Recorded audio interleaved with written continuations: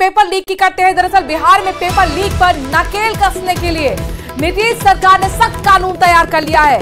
इस विधेयक को आज बिहार विधानसभा में पेश भी किया जाएगा। इस बिल के मुताबिक अब पेपर लीक को सीरियस क्राइम माना जाएगा। विधानसभा से कानून पास होने के बाद पेपर लीक मामले के आरोपियों पर नॉन वेलेबल धाराएं लगाई जाएंगी।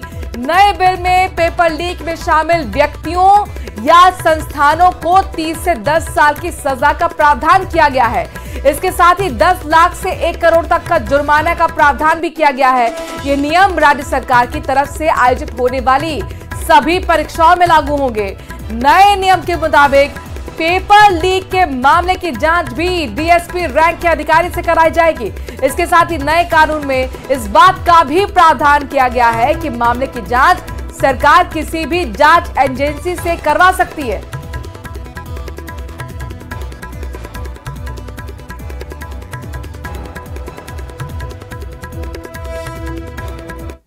और इस बीच सूत्रों के हवाले से खबर है कि नीट के खिलाफ आज टीएमसी पश्चिम बंगाल विधानसभा में प्रस्ताव लाएगी। इसके साथ ही कर्नाटक कैबिनेट ने भी नीट के खिलाफ प्रस्ताव पारित करने का फैसला लिया है, जिसके बाद उम्मीद है कि कर्नाटक विधानसभा में इस प्रस्ताव को लाया जाएगा।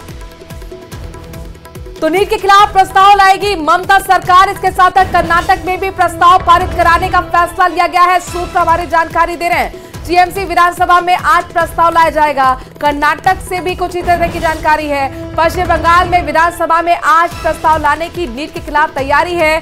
कर्नाटक में भी आपको बता दें कि प्रस्ताव पारित करने का फैसला नीट के खिलाफ लिया गया है।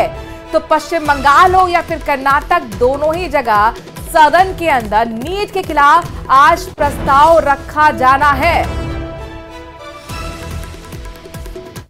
तो नीट विवाद पर सुप्रीम कोर्ट के आदेश के बाद कल देर शाम केंद्रीय शिक्षा मंत्री धर्मेंद्र प्रधान ने कहा कि एनटीए 2 दिन के अंदर नीट यूजी 2024 का फाइनल रिजल्ट घोषित करेगा।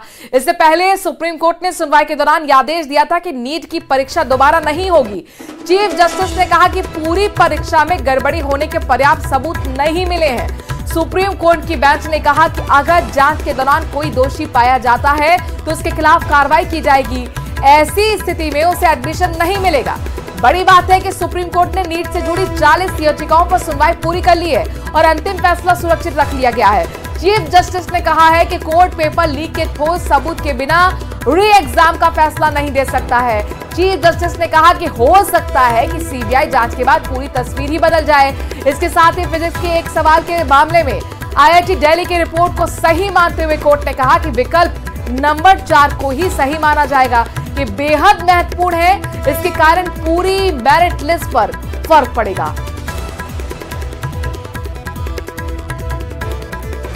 सुप्रीम कोर्ट की इस ऐतिहासिक जजमेंट के बाद फिर कहूंगा सत्यमेव जयते, सत्य कभी छुप नहीं सकता है। कुछ विषय मैंने कल पार्लियामेंट में कहा भी है।